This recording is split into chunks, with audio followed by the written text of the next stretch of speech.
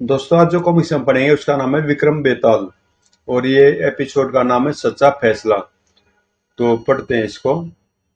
हमेशा की तरह इस बार भी राजा विक्रम ने बेताल को कंधे पर लादा और अपनी राह पर चल पड़ा।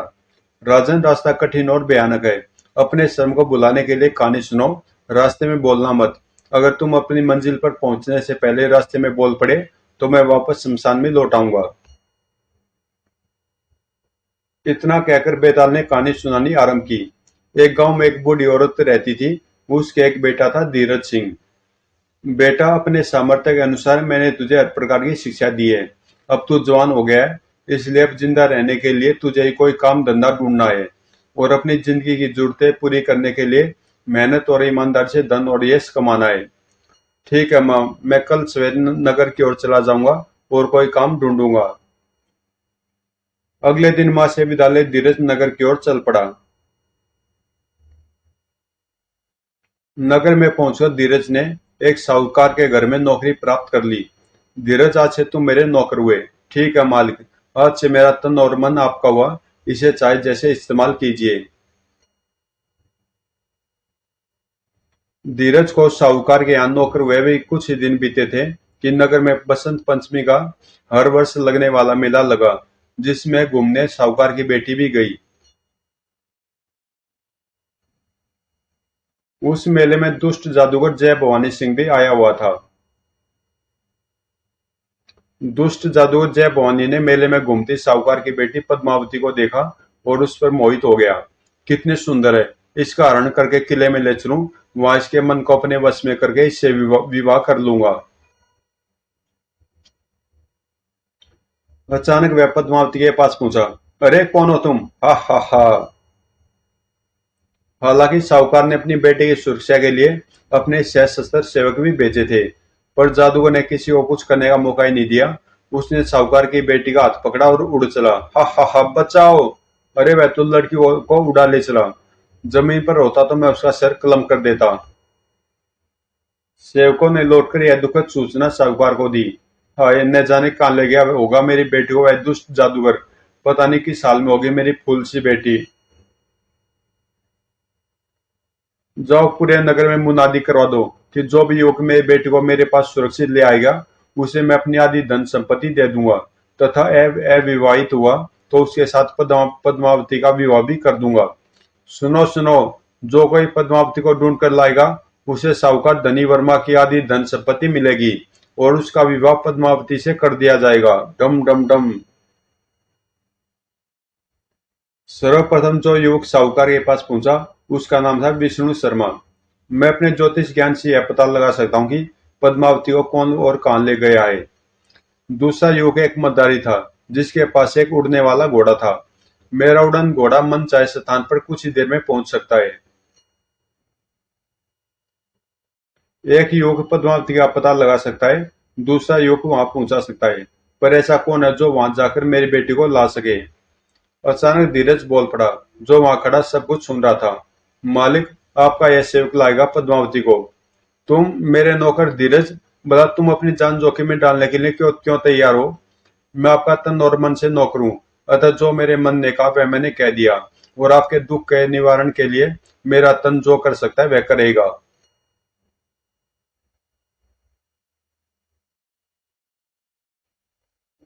फिर पहले युवक विष्णु शर्मा ने अपने ज्योतिष ज्ञान से पता लगाया।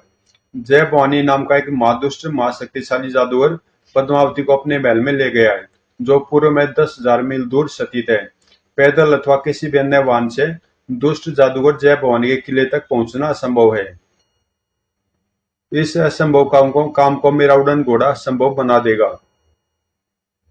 धीरज ने एक सैनिक से उसके अस्त्र शस्त्र मांगे और उड़न घोड़े पर सवार हो गया। इसका यह पहला पुर्जा दबाओगे तो वह उड़ने लगेगा। इसके बराबर वाला दूसरा पुर्जा दिशा परिवर्तन के लिए है, तथा तीसरा पुर्जा वापस जमीन पर आने के लिए है। ठीक है, मैं समझ गया। और फिर उड़न घोड़े पर सवार हो धीरज सिंह उड़ चला। पहाड़ों और घने जंगलों के पार 10,000 मील दूर यही है दुष्ट जादूगर जय भवानी का किला। किले के एक भूमिगत तहखाने में। पद्मावती, तुझे मैंने ऐसी जगह लाकर कैद किया है कि यहाँ तेरा कोई भी हिमायती नहीं पहुंच सकता। इसलिए यहाँ से वापस अपने पिता के घर पहुंचने के सपने देखने छोड़ दे और मेरे सपने देख। मुझे अपने मन का राजकुमार समझकर मुझसे विवाह कर ले। नहीं, कभी नहीं, हरगिज नहीं। सोच ले, समझ ले, मैं तुझे 1 सप्ताह का समय देता हूँ। या तो तू अपनी राजी से मुझसे विवाह कर ले, वरना सप्ताह बीतते ही मैं तुझसे जबरदस्ती विवाह कर लूंगा। मगर तभी उसके जादुई आईने ने आवाज दी, संभल जादूगर जय भवानी, तेरा काल आ पहुंचा। यह छोकरा और मेरा काल, हा हा हा, इसे तो मैं चुटकी में मसल दूंगा। जादूगर ने फौरन अपनी अंगूठी दीवार पर घिसी। बाहर निकला अंगूठी के जिन। अगले क्षण कमरे में एक विशालकाय जिन प्रकट हो गया। क्या हुक्म है मेरे मालिक? किले में एक छोकरा आया है। जादू आईना कहता है वह मेरा काल है, जा उसे खत्म कर दे ताकि वो मुझ तक पहुंच ही न सके। उधर धीरज का उड़न घोड़ा अभी जमीन पर पहुंच भी न पाया था कि उसके कंधे पर एक तोता आ बैठा और बोला, धीरज, जादूगर जय भवानी तुझे मारने के लिए अंगूठी के जिन को भेज रहा है। अगर तू जिन की चोटी की जड़ में भाले की नोक गाड़ सका तो वह जिन मर जाएगा। इतना बताते वह तोता उड़ गया और हा हा हा। ओ तो आ पहुंचा अंगूठी का जिन। धीरज ने अपने उड़न घोड़े का ऊपर उठने वाला बटन दबाया ताकि जिन के सिर की ऊंचाई तक पहुंचकर वह उसी चोटी की जड़ में भाला घोंप सके। हा हा हा। अब मैं तुझे खाकर अपनी भूख मिटा लूंगा। लेकिन तभी, नहीं, इतना आसान नहीं है मुझे खा जाना। और धीरज जिन के सिर पर पहुंच गया। अरे मेरे सिर पर, मेरी चोटी के पास। जिन ने धीरज को पकड़ने के लिए हाथ उठाया, लेकिन उससे पहले ही धप। आह, मरा। अगले क्षण जिन भूमि की ओर झुका और आह। तुरंत धीरज ने अपने उड़न घोड़े पर छलांग लगा दी, जो जिन के हाथ से छूटते ही हवा में शिथिल हो गया था। चलो, हो गया इसका काम तमाम। अरे तुम फिर आ पहुंचे दोस्त। अजीब हो भाई, आखिर तुम हो कौन? मैं कुंदनगढ़ का राजकुमार हूँ। जादूगर ने जादुई काढ़ा पिलाकर मुझे तोता बना दिया है। वह मुझे जीवित रखने की एवज में हर वर्ष मेरे पिता से बोझा धन लेकर आता है। अगर तुम मुझे जादुई काढ़ा दोबारा पिला दो तो मैं पुनः अपने असली रूप को पालूंगा।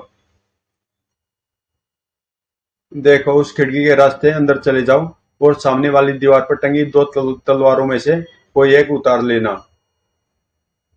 वह तिलिस्मी तलवारें हैं। जिसके हाथ में उन दोनों में से कोई भी एक भी तलवार होगी, उसे कोई भी नहीं हरा सकता।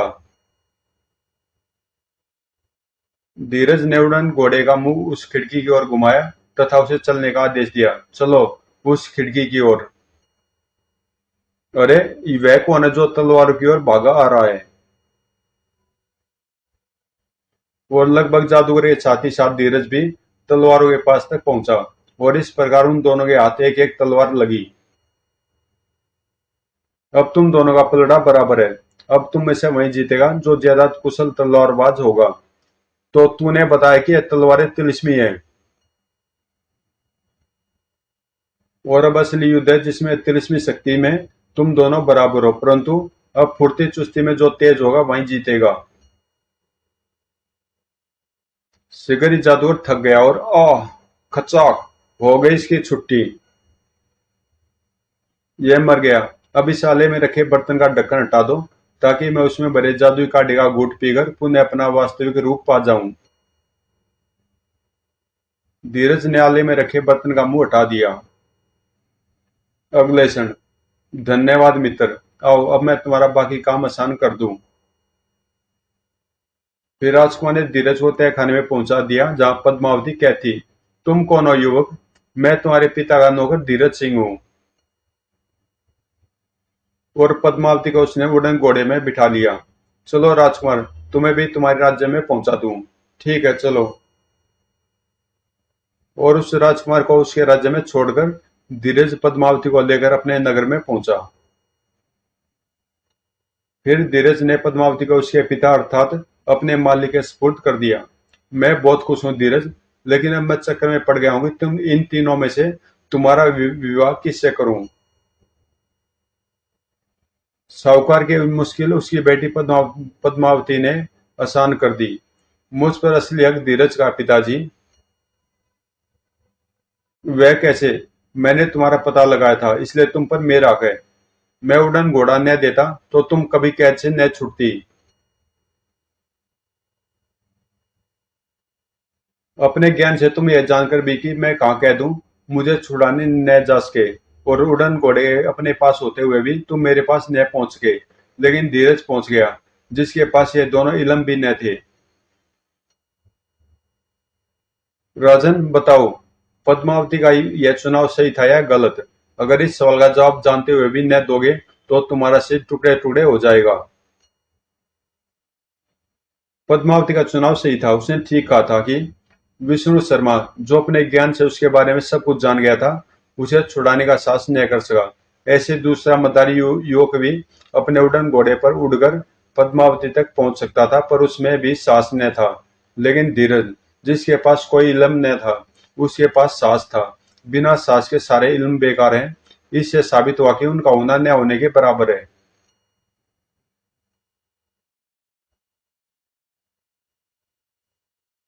बिल्कुल ठीक। लेकिन तू बोल पड़ा इसलिए मैं चला। हा हा हा हा।